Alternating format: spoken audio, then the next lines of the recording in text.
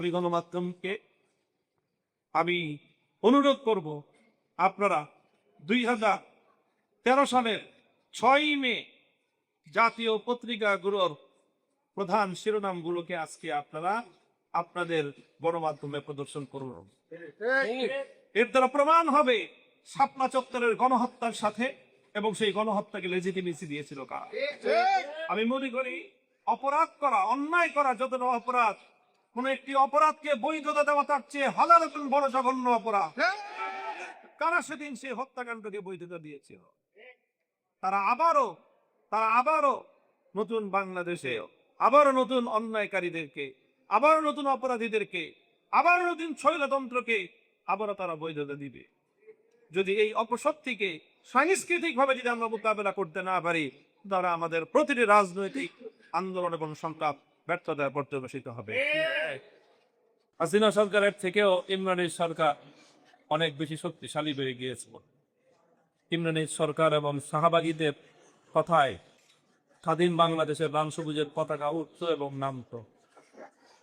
তারা বাংলাদেশের বিচার ব্যবস্থার বিরুদ্ধে প্রতিরোধ গড়ে তুলেছিল এবং একটি মীমাংসিত বিষয়কে আবার নতুন করে বিতর্কে এনে তারপরে ভিনদেশি একটি রাষ্ট্রের প্রত্যক্ষ মদদে তারা এখানে শাহবাগে বসে একদিকে ইসলামকে চ্যালেঞ্জ করছিল, আল্লাহ নবীকে কটূক্তি করছিল, আরেকদিকে বাংলাদেশের স্বাধীনতা, বাংলাদেশের রাষ্ট্রীয় আত্মমর্যাদাকে নিয়ে নির্মম পরিহাস করছিল এই শাহবাগী ইসলাম।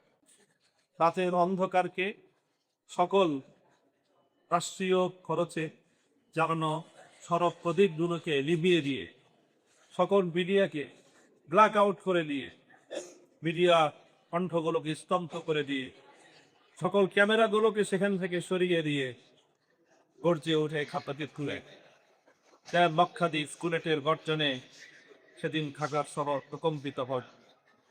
রক্তে লাল হয়ে যায় শাপলা চত্বর, প্রেস ক্লাব থেকে পল্টন, দৈনিক বাংলা, গুলিস্তান থেকে 0 পয়েন্ট হয়ে এই বিজয়নগর পর্যন্ত রাস্তায় রাস্তায় থরে থরে পড়ে থাকে লাশ।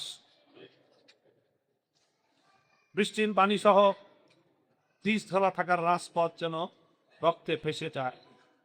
ঢাকা মেডিকেল কলেজের মর্গ সহ আশেপাশে বিভিন্ন হাসপাতালে জমতে থাকে লাশের সারি। এই ছিল শাপলা চত্বরের ইতিহাস।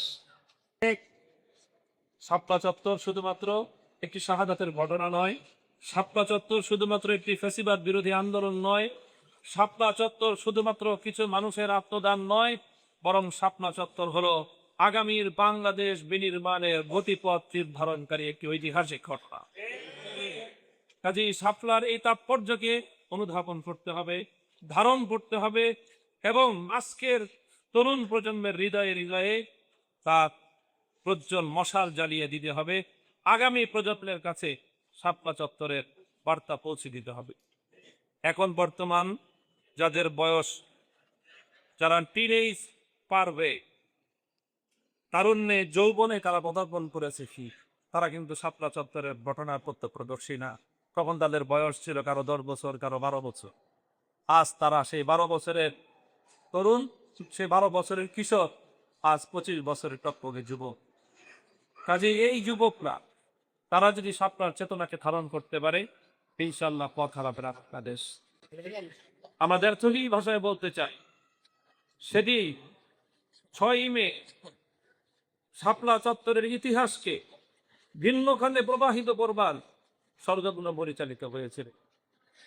আজ বাংলাদেশের আন্তর্জাতিক অপরাধ দমন কমিশন তারা সাক্ষ্য প্রমাণের ভিত্তিতে বলছে অন্তত ঢাকায় 32 জন মানুষকে হত্যা করার সুস্পষ্ট এবং প্রামাণ্য দলিল তারা তাদের হাতে পেয়েছে।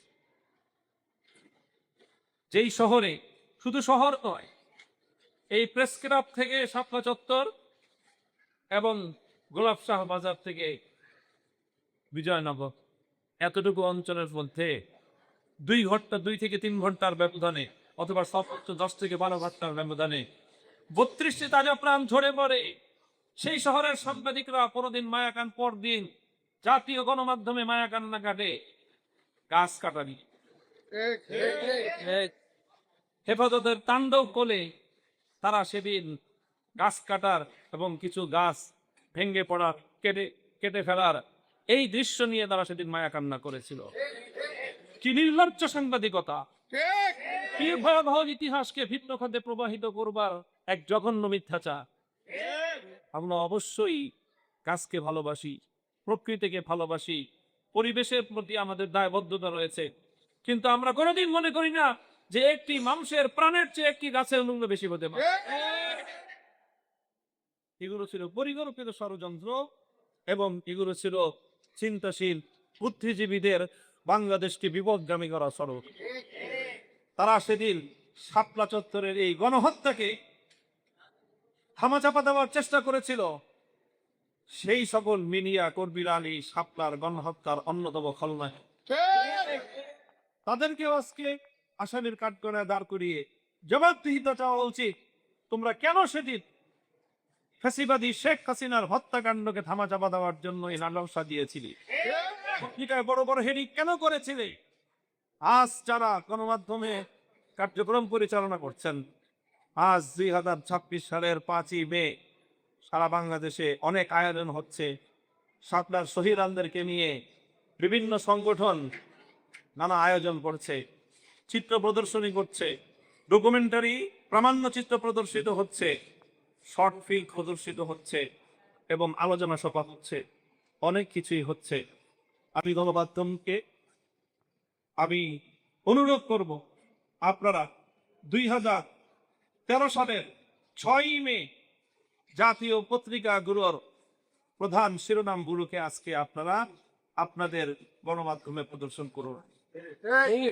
এর দ্বারা প্রমাণ হবে শাপলা চত্বরের গণহত্যার সাথে এবং সেই গণহত্যাকে লেজিটিমেসি দিয়েছিল কারা। আমি মনে করি অপরাধ করা, অন্যায় করা যতটা অপরাধ, কোন একটি অপরাধকে বৈধতা দেওয়া তার চেয়ে হাজার গুণ বড় জঘন্য অপরাধ। তারা সেদিন সেই হত্যাকাণ্ডকে বৈধতা দিয়েছিল।